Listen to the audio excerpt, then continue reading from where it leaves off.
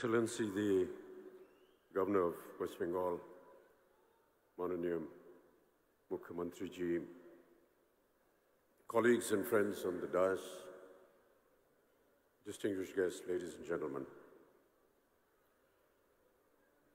3 বছর কিভ আসতে পারিনি, আপনাদের সঙ্গে দেখা করতে পারিনি, তাই অনেক কষ্ট হয়েছে। মমতা দি, আপনাকে অনেক অনেক ধন্যবাদ। আবার আমাকে নিমন্ত্রণ করলেন এখানে আবার আসার সুযোগ দেওয়ার জন্য। ধন্যবাদ কলকাতা আবার ভালোবেসে ডাকার জন্য। কলকাতা আমার বাড়ির মতো। আপনাদের জামাইবাবু জীবনভর আপনাদের এই জামাই থাকবে।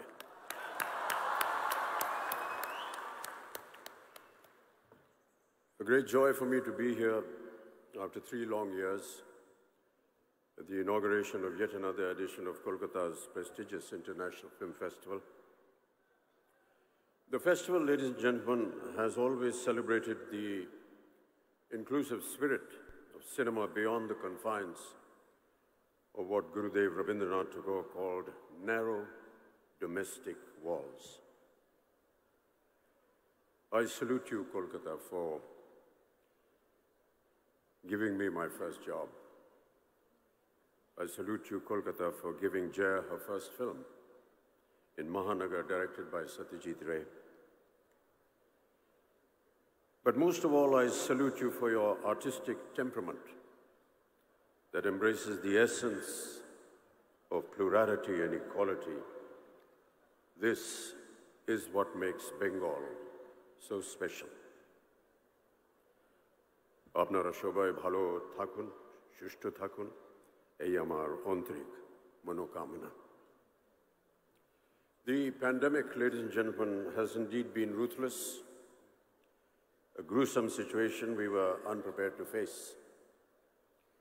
There was a sudden change in the status quo that altered the very dynamics of global economics, be it in the functioning of business or our film industry. So today we wonder what is in store for us in the future.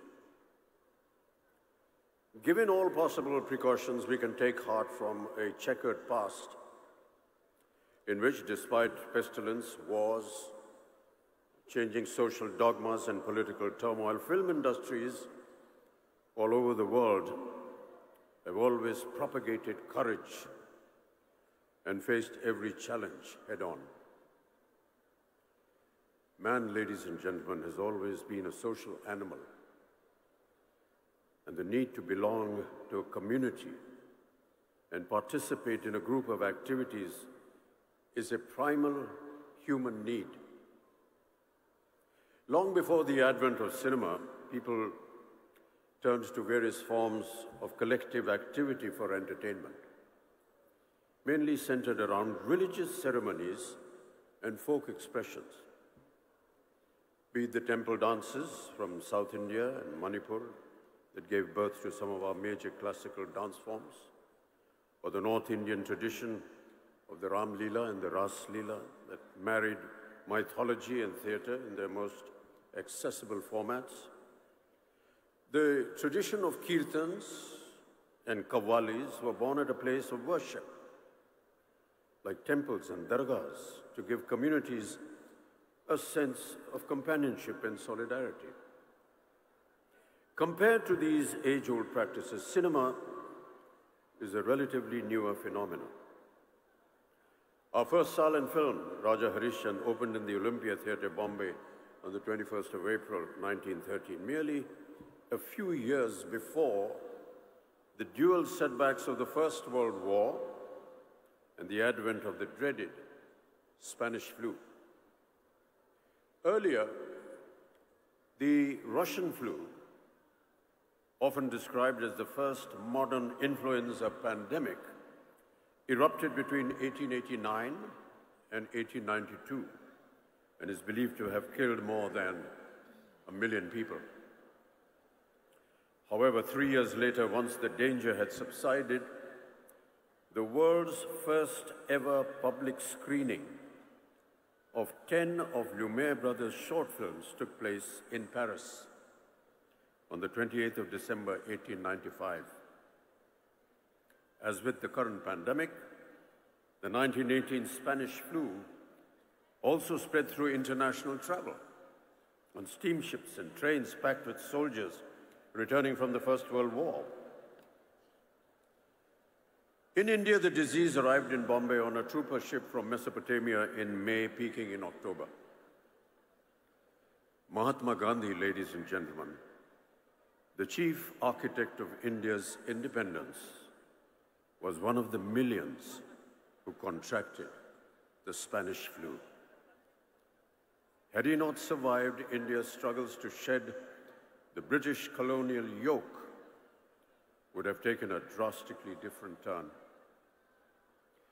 The virus, described by the media as the dog that did not bark but remained ferocious with every bite, is believed to have affected close to 1/3 of our planet's population. In India itself, an estimated 18 million people died during that time. But ironically, it was also instrumental in uniting the people against the British, who had neglected all healthcare norms. Despite these turbulent times, India saw the birth of its film industry that continues to fly the flag high in our 75th year of independence and has managed to keep the egalitarian spirit of cinema alive for over 100 years. Dada Saheb Phalke not only oversaw the production of Raja Harishchandra, but also of 23 other films between 1913 and 1918. The following year, in 1919, saw the release of the first Bengali-language silent film, Bilwa Mangal, produced by Madan Theatre Company of Calcutta on the 8th of November. Yet, unlike Hollywood, the initial growth of Indian cinema was slow. Silent films in the West did occasionally touch on the subject of great contagions, including the bubonic plague, but mostly from the safe distance of a few hundred years. However, Indian cinema, unlike the West, had just begun taking its baby steps. And of course, our country's freedom movement was picking up pace at a rate much faster than what the ruling dispensation had foreseen. In 2020, Britain's World War I epic, 1917, directed and produced by Sam Mendes, turned out to be one of the frontrunners of the Oscars. And for many viewers of South Asian descent, the historical drama also offered a glimpse into the role of the Indian military who fought in the Great War. Sikh soldiers had arrived in the Western Front in 1914 and received worldwide news coverage of their valiant involvement in the First Battle of Ypres.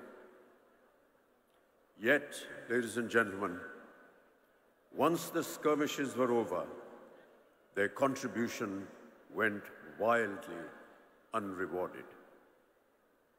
Britain, alarmed by domestic disturbances, imposed martial law on Punjab, ultimately leading to the Amritsar massacre of 1919 in Jallianwala Bagh. Many Sikh soldiers were left angry and let down by the British government. Christopher Nolan's film Dunkirk, a favorite at the 90th Academy Awards held in 2018, however, led to direct questions about the erasure of India from the Second World War effort. Any portrayal of Indian soldiers or references to their contribution were conspicuously absent. In India, too, the country's role in the global conflict tended to be overshadowed by the major events of the Indian independence movement that coincided with the war years.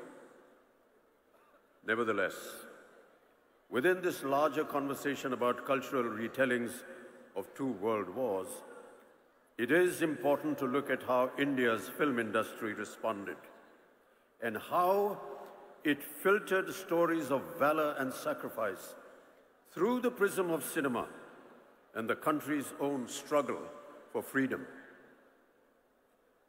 The message of India's solidarity with the Allies against the Japanese invasion was underscored in the 1946 film Dr. Kotnis Amar Kahani, which was directed by V. Shantaram. The film depicted the real-life experiences of 5 Indian doctors who volunteered to go to China as part of the medical mission during the Japanese invasion. Shantaram starred in the film as the titular Dr. Dwarkanath Kotnis, regarded as a war hero. The poster for the film, designed by renowned Indian artist S.M. Pandit, depicts the Buddha, serene and still, standing amid the burning remains of war as a lasting image of hope and a reminder of historical cultural bonds between the two countries. The story, among several others, shows that even in the midst of its own struggle against the British, India shouldered its part in this momentous collective responsibility in the global fight against fascism.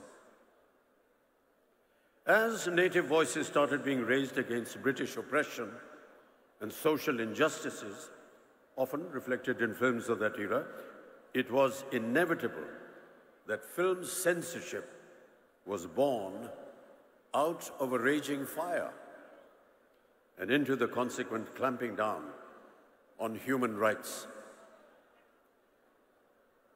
Ladies and gentlemen, early film stock, and many amongst my film colleagues would have noticed, had a compound called nitrocellulose, which was used in explosives as gun cotton.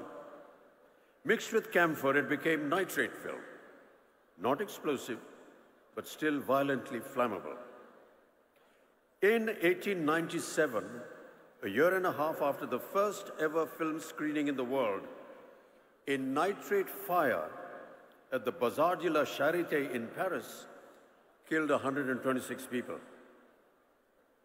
A spate of similar incidents over the next decade resulted in the first world's cinematograph legislation being passed in Britain in the year 1909 to improve safety standards by controlling the issue of cinema licenses. One kind of control led to another. Since the 1909 Act made licenses necessary for public screenings, local authorities used this to regulate not just the conditions in which the film would be screened, but also the content of the film itself. After a few confusing years with everyone making up their own rules, the British Board of Film Censors was formed in the year 1912. By this time, Indians were not only watching films, but also making their own films. With one eye on the freedom movement, the Indian Cinematograph Committee of 1927-28, chaired by a former Madras High Court Judge T. Rangaracharya, was the first inquiry into movie viewing, censoring, and exhibiting habits in the country.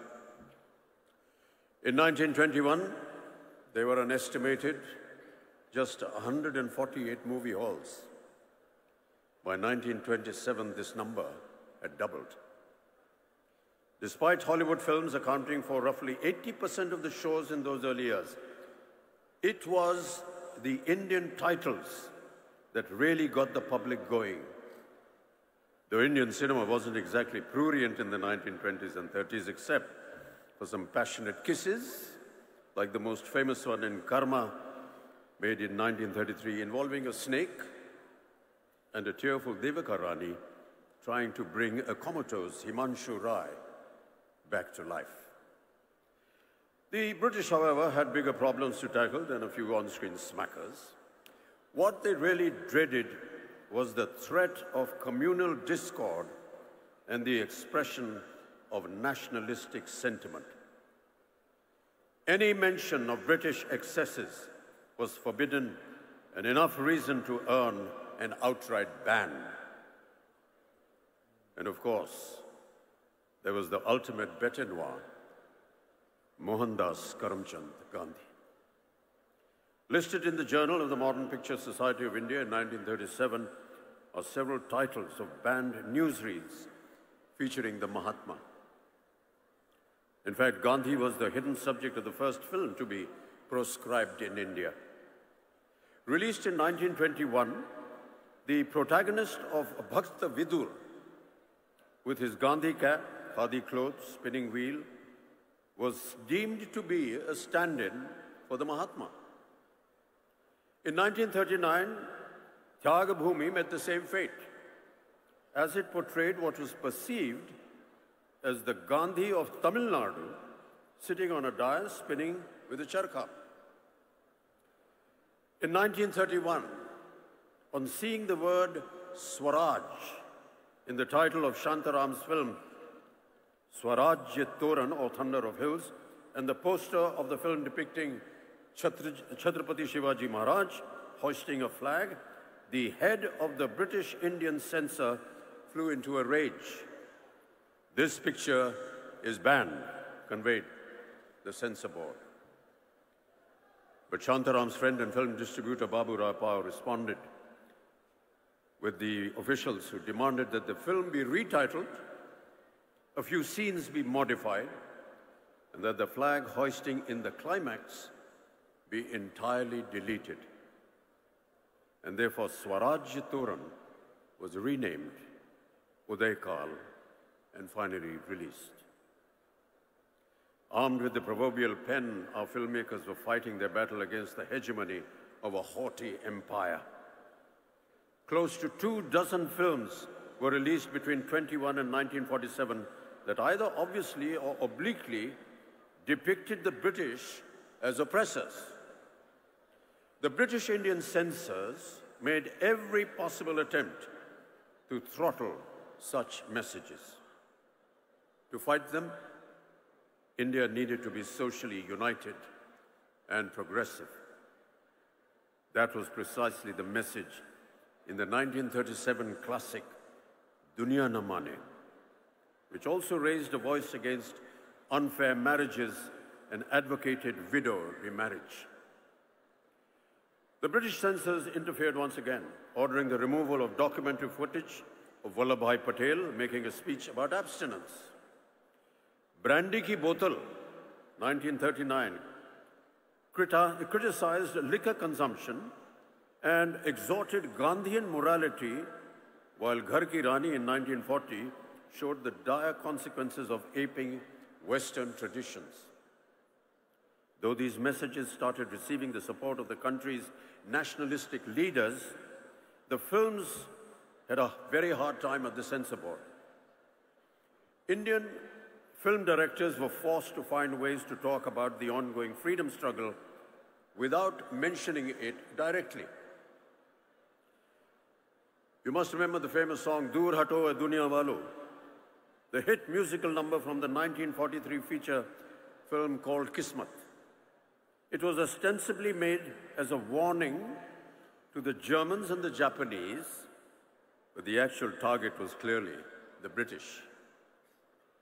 Historical films like Kumaji Nayak in 1926 that replaced the British with other invading forces, and social films like Apna Ghar in 1942, which spoke in a kind of code to Indian viewers, started several agitations all over the country. It wasn't just a case of official paranoia over feature films and newsreels. As the freedom movement picked up pace, the ruling members of the Raj became more and more inflexible. And the empire did not wait to strike back. As a counter-strategy to patriotic Hindi films, the British released English-language films deemed objectionable to Indian sensibilities. The drum made in 1938 showed all Indians as untrustworthy and scheming against their British masters. Bombay City rose in revolt against its screening, with the frontier Gandhi, Khan Abdul Ghaffar Khan, demanding its immediate ban. The 1938 edition of Film India magazine called it a shameful affront to the frontier Pathans. The Lives of a Bengal Lancer, made in 1935, also met with stiff opposition in Lahore for its disrespectful portrayal of Muslims. Unafraid to retaliate, our cinema posters, they got bolder. Bringing light to a vexed nation was the tagline of Chal Chal Re Naujawan in 1944, while Turn East and Hear India Speak was the tagline of Prabhat's Hum Ek Hain in 1946. Ek Kadam in 1947 went to the extent of showing Netaji Subhash Bose in one of its posters. With these never-ending confrontations in the 1940s, the policing of Indian cinema grew exasperatingly stringent. To put it mildly, over the rigmarole of 5 different censor boards setting up their own rules, things were chaotic. Finally, the 1952 Cinematograph Act set out the structure of censorship as it stands today, upheld by the Film Certification Board. But even now, ladies and gentlemen, and I'm sure my colleagues on stage will agree, questions are being raised on civil liberties and freedom of expression. Since those early times, there have been many changes in cinema content, production, star system, and the way films are viewed by audiences. Subjects have also been vastly varied. From mythological films, socialist cinema like the films of Bimal Roy, Chetan Anand and Raj Kapoor, with his Chaplin-inspired tramp as the protagonist, art house cinema, the advent of the angry young man of the 70s and 80s, viewed against the frustration of countless unemployed youth, to the current brand of historicals, couched in fictionalized jingoism, along with moral policing. The range has kept audiences reflecting on the politics and social concerns of our times through single screens, videos, multiplexes, and now the burgeoning OTT. Keeping in mind the new world order brought about by the COVID-19 pandemic, ladies and gentlemen, we will have to take into account how films are going to be made and watched in the near future. Perhaps the clue lies in the works of our timeless cinema maestros. Nearer home, there may be pointers in Satyajit Ray's cinema which reveal a politically and socially conscious and often prescient vision of Bengal, India, and humanity. Manik Das films, while remaining culturally rooted in Bengal, speak on universal themes like the immortal Apu trilogy. His cinema, ladies and gentlemen, is a reflection of the dreams, aspirations, struggles, angst, challenges, and corrosiveness of India's plurality. The Spanish flu ended in April 1920. A year later, on the 2nd of May 1921, Satyajit Ray was born. We celebrated his birth centenary as another pandemic ravaged the world. One of his later films, Ganashatru in 1990, can be taken as an indication of how Ray may have reacted to current times. In this chamber drama about a jaundice epidemic caused by water contamination that is suppressed by both the state and the local temple, Dr. Ashok Gupta becomes an enemy of the people fighting for justice.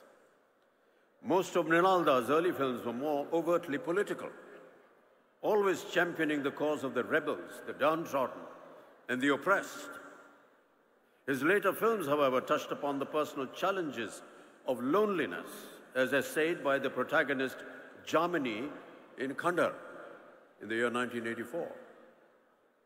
Akaler Shondhone, 1980s, views the horrors of the 1943 famine through the lens of a facetious and impersonal film crew, shooting a story in 1980 about the catastrophe and suddenly becoming face to face with hunger and deprivation in real life.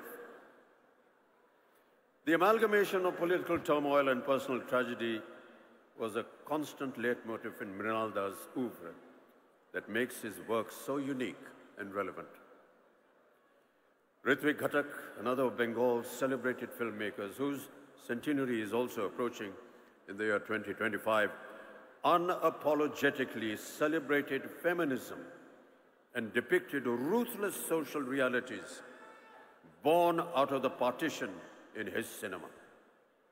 Within his relatively short filmography, what stands out for its poignancy and lyricism is the Partition trilogy led by Meghe Dhakatara in 1960, followed by Komal Gandhar in 1961 and Subarn Rekha in 1965. Filmmaking was purely an art form for Ritwik Ghatak, through which he expressed his anger and despair at the sufferings of the people. We, the film fraternity, would do well to remember these stalwarts and their artistic convictions as the entertainment industry all over the world goes through a radical change. The earlier environment of movie business concentrated in the hands of a few studios is falling apart. It is impossible to know whether the opportunity to garner new home viewing audiences during the current crisis will be short-lived or whether it will keep growing in time. But I suspect it will be more demanding. That the hunger for entertainment will drive viewers to new releases online whenever they show up, and that studios will begin calculating their online streaming drop dates with the same care that they devote to their theatrical release calendars. The big question, of course, is whether studios will be able to sustain the big-ticket theatrical first model. It is not impossible to imagine theatrical releases being transformed into special events to strictly limited runs of a week or a month that will coexist with or briefly precede streaming releases. Certainly in doing so, the studios would have to restructure their revenue models. We cannot take our audiences for granted. Today, viewers are not only exposed to a range of international content, but also have the option to watch this content in a variety of formats, ranging from the traditional big screen to their personal tabs and mobile phones. Big decisions have to be made that will determine the future of entertainment. I suspect there will have to be artistic rethinking, and bold and imaginative ideas will bring new joy and faith to humanity. Ladies and gentlemen, let us discover more of that which is impossible and then do it. Let us find new summits to conquer. Let us bring down the barriers that have blinded our view of the horizons. Let us craft a singularity out of the many truths that come our way. Let us build a landmark for today, and let us make a new history for tomorrow. Let us demolish the differences that divide us. Let us build a monolith with our diversity. May no one be in the shadows of our glory. May everyone feel the joy. Way back in 1912, atop a ship across the Red Sea carrying him to Glasgow, Gurudev Rabindranath had written these immortal lines that should inspire us all in the darkest hours, offering us courage to seek a new tomorrow. Aro alo, aro alo, ei noyone prabhu dhalo, shure shure, binashi pure, tumi aro aro aro, dao tan, prano bhoriye, trisha horiye, more aro aro aro, dao pran. Pour more light into these eyes, O Lord. Pour more music into my flute. Fill my heart to the brim. Quench my thirst. Give me more reason to rejoice and live. Thank you.